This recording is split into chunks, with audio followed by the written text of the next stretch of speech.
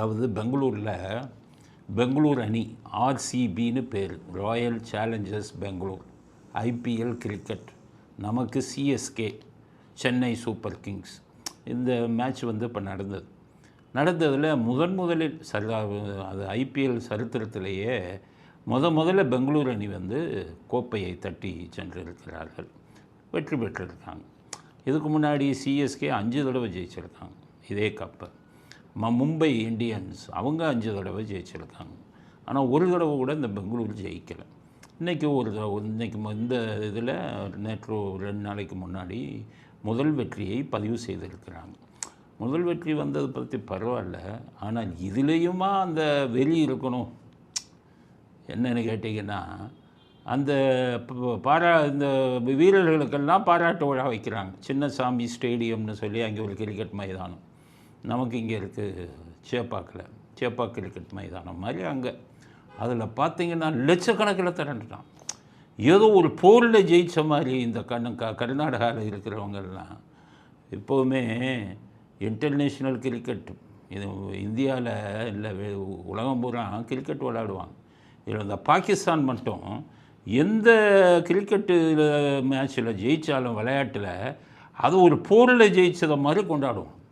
அதுவும் இந்தியாவோட ஜெயிச்சிட்டா போச்சு, அந்த நாடே குதூகலமாயிடும், ஏதோ போரில் ஜெயித்த மாதிரி.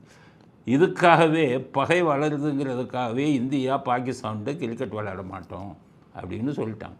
இந்த ஐபிஎல்லில் எல்லா வெளிநாடு ஆளுங்களும் வரான், ஆனால் பாகிஸ்தானை மட்டும் எடுக்க மாட்டாங்க பிளேயர். ஏன்னா வெறி பிடிச்சவங்க. கிரிக்கெட்டை வந்து ஒரு விளையாட்டை பார்க்க மாட்டான், ஏதோ ஒரு பெரிய வெறி அவங்க நாட்டுக்கு. அதே மாதிரி இந்த கர்நாடகா மட்டும் 5 தடவை சிஎஸ்கே ஜெயிச்சிருக்கானே, எவனாச்சும் வந்து இந்த மாதிரி கூடினானா? 11 பேர் செத்துட்டான் கூட்டத்தில்.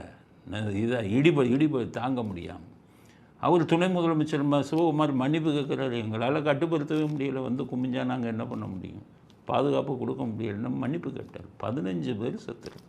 அப்படி என்ன வெறி ஒரு விளையாட்டு?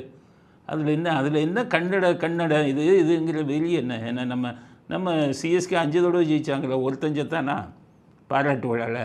பாராட்டு விழாவுக்கு யாரும் வரல, அந்த கிரிக்கெட்டை பார்க்க போனவங்க மட்டும் இங்கே இருந்தாங்க, பாதுகாப்பு கொடுத்தாங்க, மற்றவங்கெல்லாம் டிவியில் பார்த்தாங்க. இந்த கன்னடத்துக்கு மட்டும் இவ்வளோ வெளியில் வந்து விழுந்து 15 பேர் செத்து போயிட்டாங்க. இதில் பெரிய வேடிக்கை என்னென்னா, அந்த டீமில், அந்த பெங்களூர் டீமில் மொத்தம் 25 பேர். அதில் 23 பேர் கன்னடாவை சேர்ந்தவங்க இல்லை, கர்நாடகாவை சேர்ந்தவங்க இல்லை, எல்லாம் வெளி மாநிலத்தை சேர்ந்தவன், வெளிநாட்டை சேர்ந்தவன். 2 பேர் தான் கன்னடம். அந்த 2 பேரும் இதில் விளையாட முக்கியமான இதில் விளையாடலை, ரன்னும் எடுக்கலை. ஆக கன்னடம் அல்லாத 23 பேர் தான் அதுக்கு வெற்றியை வாங்கி கொடுத்துருக்காங்க. குதிக்கிறான், நாங்கள் ஜெயிச்சிட்டோம் அப்படின்னு. சரி, பாராட்டு விழா வச்சான்ல, ஒருத்தங்க கூட கன்னடத்தில் பேசலை, எல்லாம் ஹிந்திலையும் இங்கிலீஷ்லேயும் பேசுகிறாங்க. ஆனால் இவங்க வந்து அது என்னமோ கன்னடத்துக்கு கிடைத்த வெற்றி, கர்நாடகத்துக்கு கிடைத்த வெற்றி அப்படின்னு. அவங்க கேப்டன் பட்டிதார், அவர் மத்திய பிரதேசத்தை சேர்ந்தவர், அவர் வெற்றிக்கு காரணம். ஆனால் அவரே கர்நாடகா கிடையாது. விராட் கோலி, அவர் வெற்றிக்கு முக்கிய காரணம். அவர் டெல்லியை சேர்ந்தவர், அவரும் கர்நாடகத்தை சேர்ந்தவர் இல்லை. அடுத்தது சால்ட்டுன்னு, அவர் இங்கிலாந்துக்காரர், அவரும் கர்நாடகாவை சேர்ந்ததில்லை. ஸோ அந்த வெற்றிக்கு முழு காரணமாக அமைந்தவர்கள் எல்லாம் கன்னடர்கள் அல்லாதவர்கள். அப்புறம் ஏன் அப்படி குதிக்கிறாங்க, ஏன் அது பண்ணுறாங்க தெரியல. இப்போ நம்ம இதிலே சென்னையிலே பார்த்தீங்கன்னா தோனியால் ஜெயித்தாங்கன்னா, தோனி வந்து ஜார்க்கண்ட், நம்ம மாநிலம் இல்லை, நம்ம விளையாட்டாக தானே பார்க்குறோம். ஜடேஜா வந்து முக்கியமாக ஜெயிச்சு கொடுக்குறாரு, அவர் குஜராத்து. ஸோ விளையாட்டுங்கிறது இப்படி தான். இந்த விளையாட்டையே இந்த வெறியுடன் பண்ணுறவங்க பெங்களூர் தான். ரொம்ப கேவலம். ஒரு பேங்க் மேனேஜரு கன்னடாவில் பேசலைன்னா அவனை அடிக்க போயிருக்கான். இங்கே இருந்தால் கன்னடாவில் பேசணும், கன்னடத்தில் பேசணும், இல்லைன்னா அவ்வளோதான் பேங்க் மேனேஜரே தாக்க போயிருக்காங்க. ஆனால் கிரிக்கெட்டில் ஜெயிச்ச 25 பேரில் 23 பேர் கன்னடத்தில் பேசலை, இங்கிலீஷ்லேயும் ஹிந்திலையும் பேசுகிறாங்க. அதுக்கு மட்டும் ஒன்றும் யாரும் வாயை திறக்கலை. அதனால் அவங்களுக்கு சொல்கிறேன், கர்நாடகா அவங்க விளையாட்டாக பாருங்கள், பாகிஸ்தான் மாதிரி ஆயிடாதீங்க வெளியோட. எதில் வெளியே காமிக்கணும்னு இருக்குது. இந்தியா முழுவதும் இருக்கக்கூடிய எந்த மாநிலத்திலும் இப்படி ஒரு வெளி இல்லை, உங்கள் கர்நாடகாவில் தான் இது இருக்குது. அதனால தான் 11 பேர் இறந்துருக்காங்க. இதை வந்து இதிலிருந்து கர்நாடகம் பாடம் கற்றுக்கொள்ளணும். கிரிக்கெட்டில் முக்கியமாக நீங்கள் பாடம் கற்றுக்கணும். உங்கள் வெற்றிக்கு காரணம் உங்கள் கன்னடர்கள் அல்ல, இந்தியர்களும் வெளிநாட்டுக்காரர்களும் தான். முக்கியமாக இந்தியர்கள் தான்.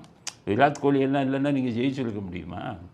பட்டிதார் கேப்டனாக வந்ததுக்கப்புறம் தானே நீங்கள் ஜெயிக்கிறீங்க. அவர் மத்திய பிரதேசத்தை சேர்ந்தவர் தானே. அதனால் தேசிய கண்ணோட்டத்தில் விளையாட்டை பாருங்கள். வெளிநாட்டுக்காரங்களும் வந்திருக்காங்களே, அவங்கள எத்தனை பேர்? இப்போ நமக்கு இலங்கையை சேர்ந்த ஒரு இளைஞர் வந்தார் நம்ம டீமில், அவர் எத்தனையோ விக்கெட்டை எடுத்திருக்காரு. அப்படி தான் பார்க்கணும். அப்படிங்கிறது வந்து கர்நாடகாக்காரங்களுக்கு ஒரு பாடமாக சொல்கிறோம்.